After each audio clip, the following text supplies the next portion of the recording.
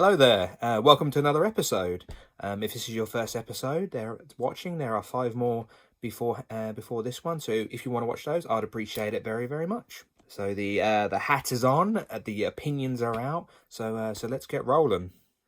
So in the previous episode, a bit of a nostalgia trip. I went down memory lane all the way back to 1984. But while I was there, I thought I'd stay in 1984 for a little while longer. And while I was there, I decided to have a look at A Nightmare on Elm Street, the horror classic. Unlike the Never-Ending Story, I have seen Nightmare on Elm Street numerous times over the years. It's one that I tend to revisit every couple of years. And in my opinion, this is again my opinion, it's probably about the only one in the franchise of Nightmare on Elm Street worth watching, with maybe the exception of New Nightmare. So when I was watching it, I kept thinking to myself, well, what makes this particular movie so memorable and so iconic? So that's what I'm gonna hopefully answer during this review. Okay. So with all that being said, my name is Jay, and this is my opinion. So as I was watching this, probably for the first time in a couple of years, I tried to cast my mind back to when I first started watching it. And I do remember when I first watched it, or at least those first couple of times I watched it, I was legitimately scared.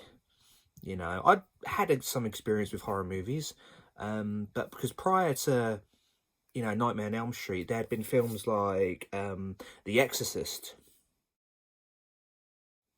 Halloween, Friday the 13th, and The Thing. And I will state for the record that those movies that I just listed, I do love individually. Absolutely great movies. Not ragging on them at all.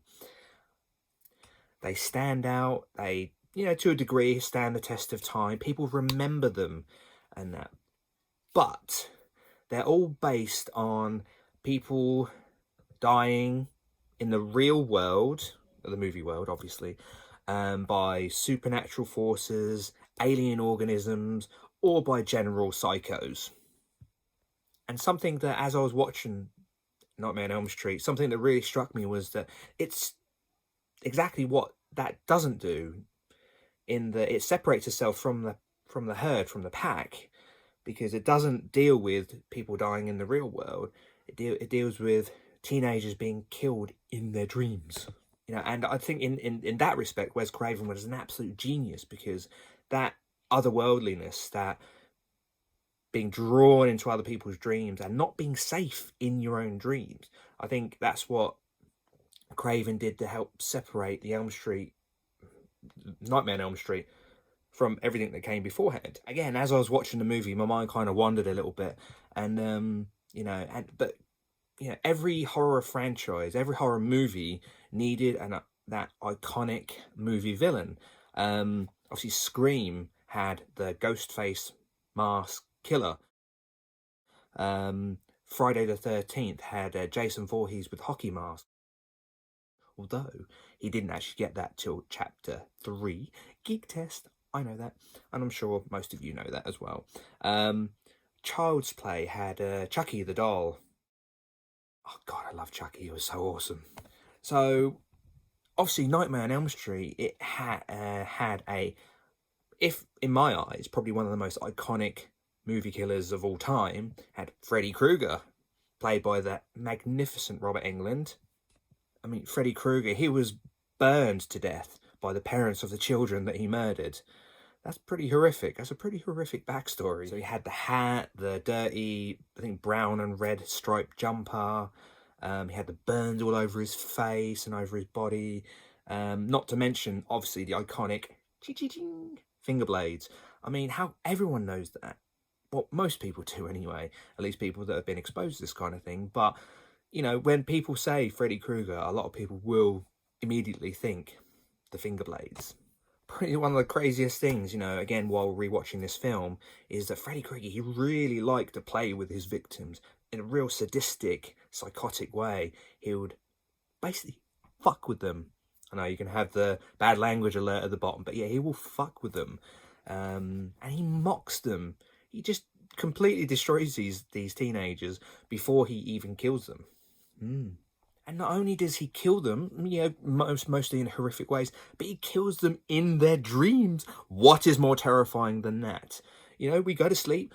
Most of us dream. Most of us remember our dreams. Some of you don't remember it, but you're always safe, tucked up in your bed, under your covers. You're warm. The rest of the world keeps rolling by. You're none the wiser, and you're going to wake up in the morning. Imagine if you didn't even have that. You didn't even have that comfort. I mean, how scary is that? As I mentioned, this film was made or released in 1984, so obviously they had limitations to their special effects and everything like that. But one of the things I love about this movie, which again seems to be a dying art, is the use of practical effects and camera trickery. And I think these kind of in-camera things that you can actually see and are not generated in the computer, I think it makes it a little bit more genuine, a bit more visceral, a bit grittier.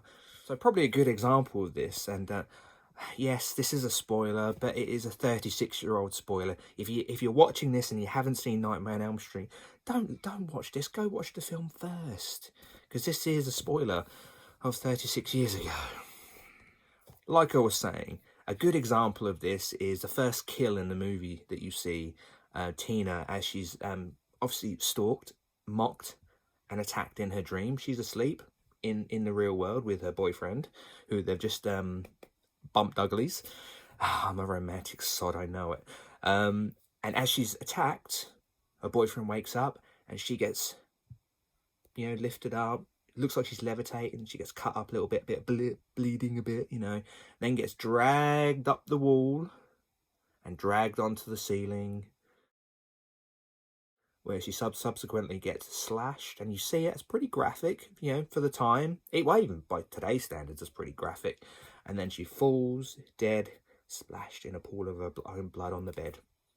Pretty horrific stuff. It's awesome, though. And the thing to remember is that all of these things were done in camera.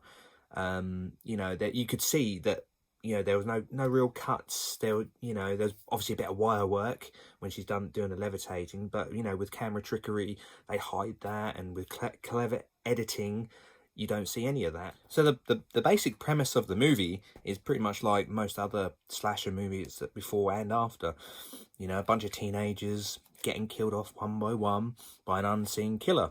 The death scenes are pretty brutal. As I mentioned, there's a fair amount of blood in there. But because of the the ability to use dream sequences, the deaths are quite drawn out, quite elaborate as well. And dare I even mention the death of Glenn in the movie. And for all those that have seen the movie, you'll know that Glenn was played by a very, very young, fresh-faced Johnny Depp. Pre everything that you know about Johnny Depp. And he plays the boyfriend, which, they always the boyfriend gets killed. Always. Particularly this time in movie history. So, and he gets killed in a rather nasty way. Again, falling asleep. You do your best if you're in a situation where these kids were figuring out that they were dying in their sleep. You'd figure out your best way not to fall asleep. But he doesn't. He falls asleep alone in his bed. He gets dragged into his bed. And then out comes a big old fountain of blood. Blood. Just coming streaming vertically out of the bed, all over the ceiling. Poor mum comes in, probably to check to see if he was masturbating or not. And only to see, yes, there was goo everywhere, but it was her son just plastered all over the ceiling and the walls. I think she would have preferred if he'd been masturbating, to be honest. All jokes aside, though, it probably was one of the more heartbreaking deaths in the movie. Freddy doing his thing again. So staying with Freddy, the thing I love about this movie is to see Freddy scary. As I was watching it, you don't really get to see a really good look at Freddy. He's always kind of underlit or has some kind of shadow over him. You don't actually see him in kind of broad daylight, so to speak. He did very well to kind of hide some of that mystique. I mentioned it in one of my previous videos about what is not seen. It's scary about what you don't see. So, you know, seeing him in full, you know, costume in bright lights and that, it would probably, people would just go, but because he was in shadow and, you know, all of his makeup was all, it looked wet.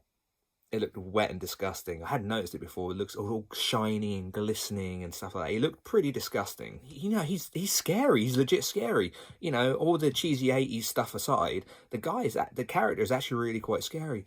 Because the trouble is, particularly with the Nightmare on Elm Street franchises, as the movies rolled on, as all the sequels rolled after it, he kind of became a bit of a joke.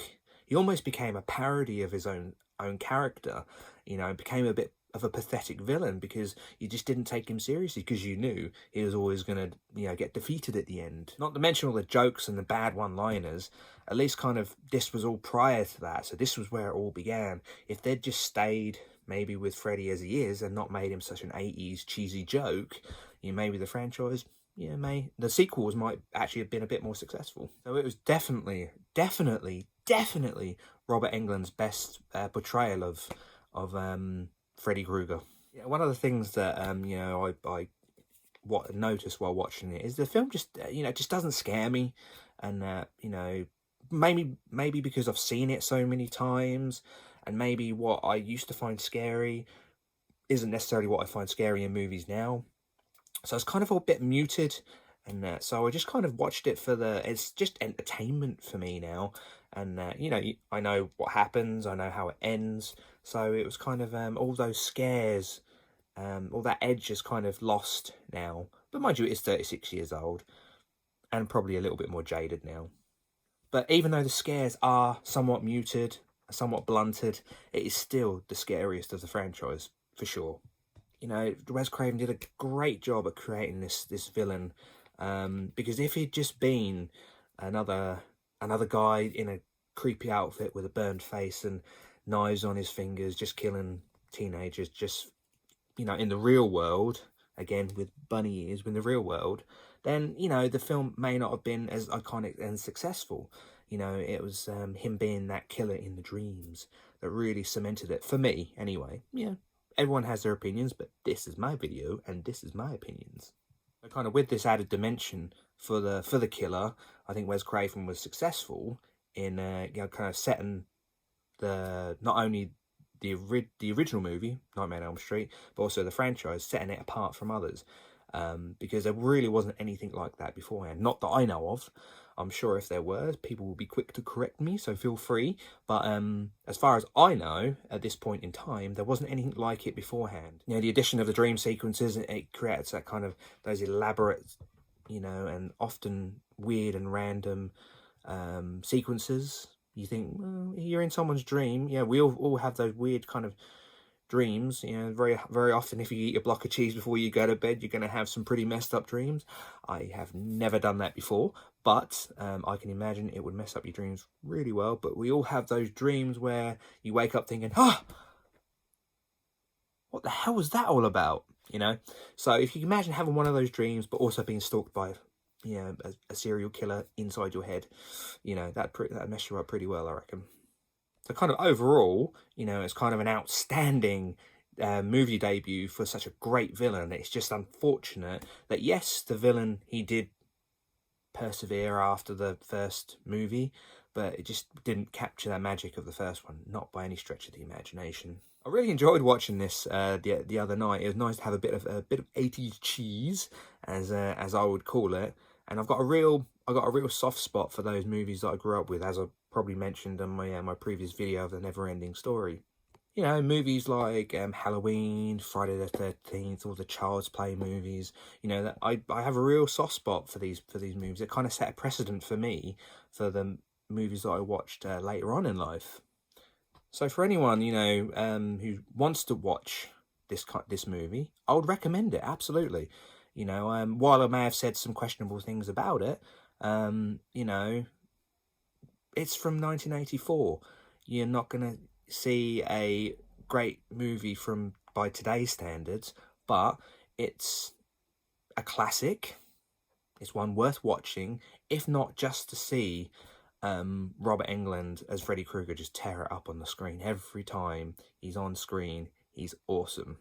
So while it may not be the most fashionable amount of movies to watch, I will quote the great Chucky from Bride of Chucky when he says, "A true classic never goes out of style."